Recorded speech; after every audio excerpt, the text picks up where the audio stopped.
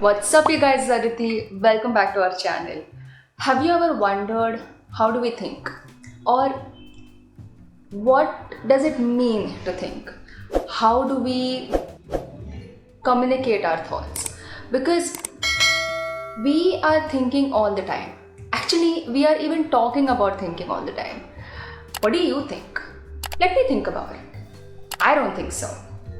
So, thinking is a part of cognition. What I mean by thinking is that it is a mental activity that is going on in our brain when we are processing information. So, by processing, I mean we are organizing that information, we are understanding it, making sense of it, and we are also communicating it to others. We are also comparing this new information to an already stored information that we have. So, even memory plays a part here. We are also using this comparison to make decisions and also to solve problems. Although decision and problem solving is going to be a separate video, there will be a part 2 to this video. Today we will just discuss or we'll talk about two topics, mainly two topics. One, how are mental images involved in the process of thinking, and two, how are the concepts and prototypes influence our thinking. So let's start with the first topic. I spoke about this in the information processing model that short-term memories are stored in the form of sounds and even visual images. Visual images, mental images, what do you want to call it? So mental images are nothing but representations that we have of objects or events, and it has a picture-like quality and we can see them in our mind. So to give you an example, if I say the word pizza, I don't have to show you a picture of a pizza. You can see it in your mind. Like, you don't see it right outside in the air or something, but you can see it in your mind. If I say the word apple, you can see the shape of an apple. It's red and it's shining maybe a little bit. You see that in your mind. That's what mental images are. So there was a demonstration done where a lot of participants were asked how many windows are there in their house. You know what? Let me ask you that question. How many windows are there in your house? You're not going to get up from your seat. You're going to sit in one place. You're not going to go around the house counting. You're going to sit in one place and think how many windows you have. And if you want, just pause this video right here. Think, count in your mind how many windows your house has, and then play the video again and listen to my explanation. I hope you did pause and you're back after counting in your head. So what happens here is that you may not have noticed this, but psychology says, and even I have noticed when I do it, that you must be looking up at an image that only you can see. Like, nobody around you can see it, only you can see it. And you must be going in your mind around the house. So maybe you will start from your main door, or maybe you will start from where you are placed or where you are sitting right now. And you will go around in your house counting windows from the inside in your mind. Or some people even do it from the outside. So they will be like floating in the air if you have a building. If it's an apartment, and if you're living in a building, maybe be floating in the air if you're not on the ground floor. But you'll be floating in the air on the outside, and from the outside you'll count your windows.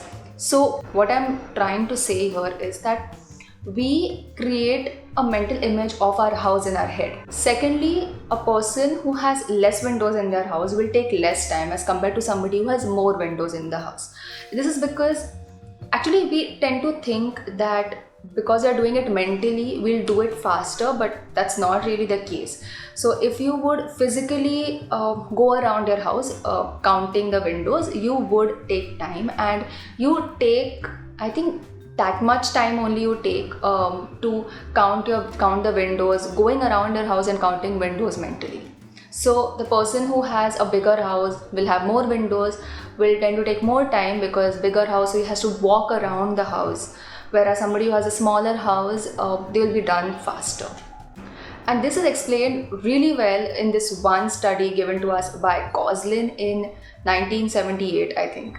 And he had participants look at a map of an imaginary island, and this map had many landmarks. Like, there was a hut, a lake, a tree, a mountain or a hill, and even some grassy area. So the participants were asked to not only just look at the map but even memorize it. after they were done with that, they were asked to look at look for a specific location, let's say the hut, and from there they had to go to another location, let's say the lake. And when they reached the second location, they had this button that they had to press, so that how much time they took to go from one location to the other will be counted or will be calculated. Just like we saw in the windows example, here happened the same thing, that if there was more distance or greater distance between the two locations, they would take more time as compared to, let's say, if they had to go from hut till the tree. So they were thinking about the map, they were scanning the map, mental image in their mind as if it was a real physical map. Another thing about mental images is that we can rotate our mental images as if we are literally rotating a picture on a phone screen or an iPad screen or in like a real picture. So there was one demonstration done where participants were asked if a frog has lips and tail, and later when they were asked about what they were thinking, how they came up with the answer, they said that they imagined the frog, they saw the frog's mental image in their mind, and they first saw the face and they were like, oh right, no lips, and then they turned the frog to go at its rear and then zoomed in to see if there is a tail, like, oh yeah, stubby tail, there it is. Even here it's important to remember that just like, because the distance zyada hai, so it will take more time to go from one place to the other in our mental image. It's the same thing here. The way we will take actual real time to turn or rotate a physical image, we again take the same amount of time to do the same thing in a mental image. Now we know that looking at an actual image and looking at a mental image has many similarities, but are there any differences?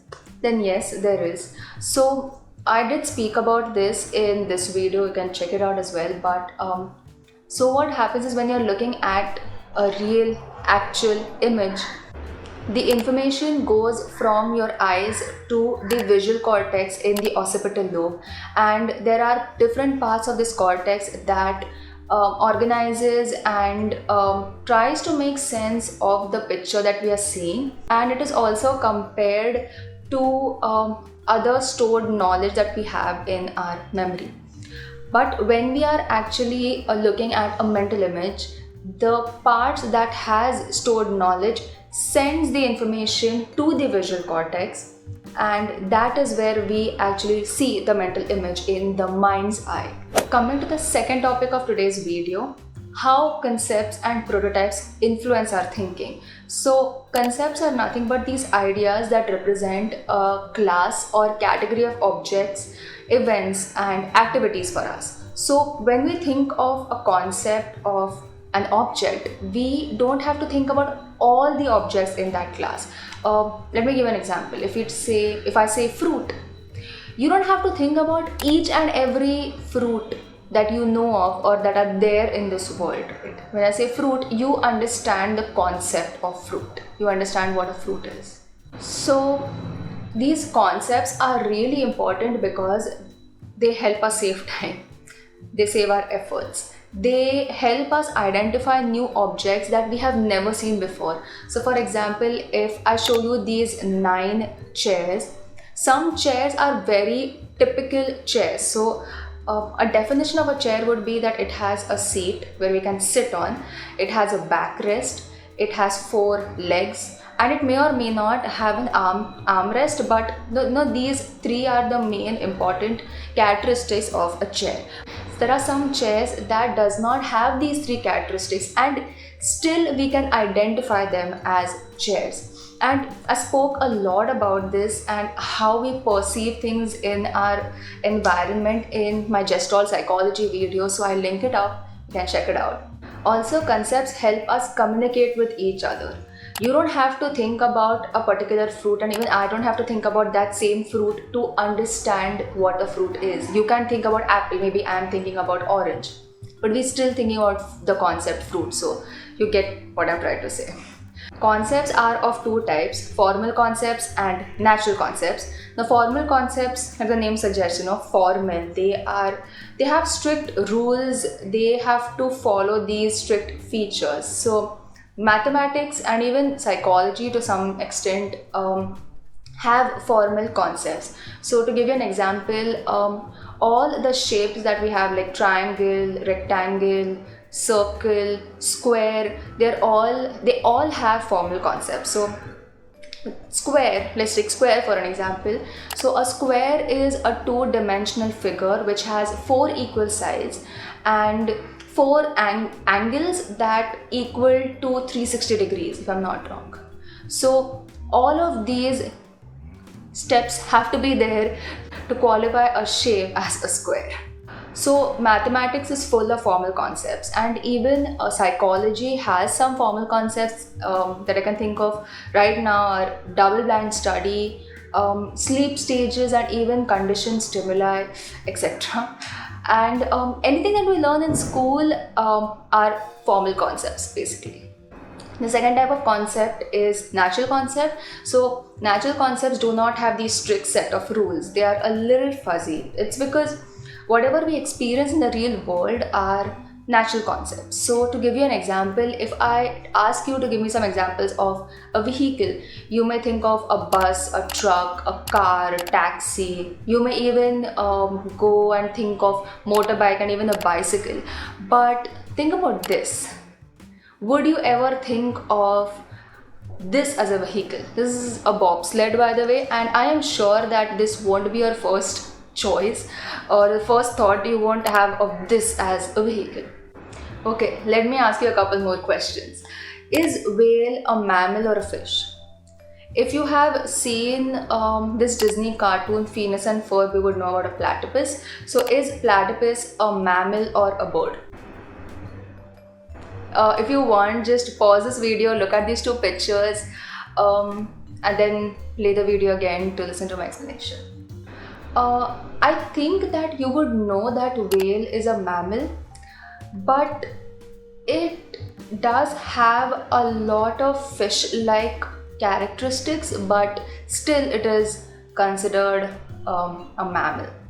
Whereas platypus, so mammals have fur, birds lay eggs, and they also have a beak. Platypus has all these three things. Okay, so it has fur, it has a beak like a bird, and it also lays eggs. Yet platypus is considered as a mammal and not a bird.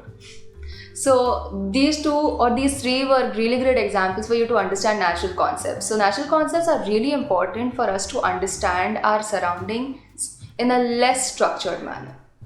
Coming to prototypes, prototype is a concept that closely matches with the defining characteristics of a concept. So let's take an example of fruit. So if I ask you to give me some examples of fruit, you may think of apple, pear, very typical fruits.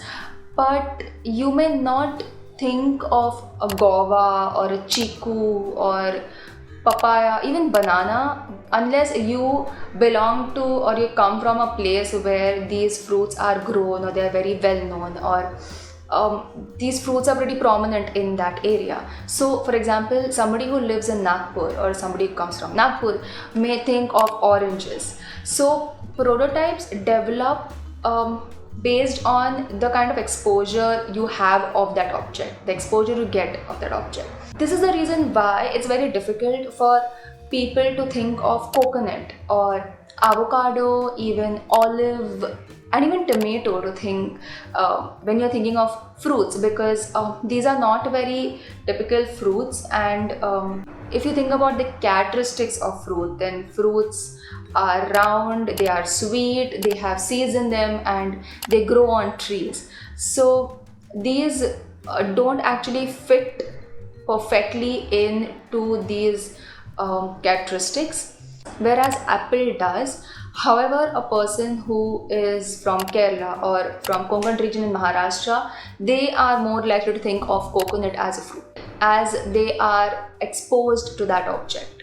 So just like the exposure to that object, even culture plays a very important role in developing prototypes. So what generally happens is that when we come across a potential example of a prototype, we compare that object with an object that we already have in our memory, in our stored knowledge. And this takes some time. So, this is the reason why we don't quickly think of an olive or a tomato as a fruit, because in our mind, we're actually comparing it with a prototypical fruit like an apple or a banana. If like banana is a prototype for me when it comes to fruits. And that is it for today's video. Today was like the part 1 of how we think. I'm going to make part 2 of this video very soon. Till then, hit the like button and subscribe to this channel so that you don't miss out the part 2 and psychology and mental health content. And I'll see you next Friday with another psychology video.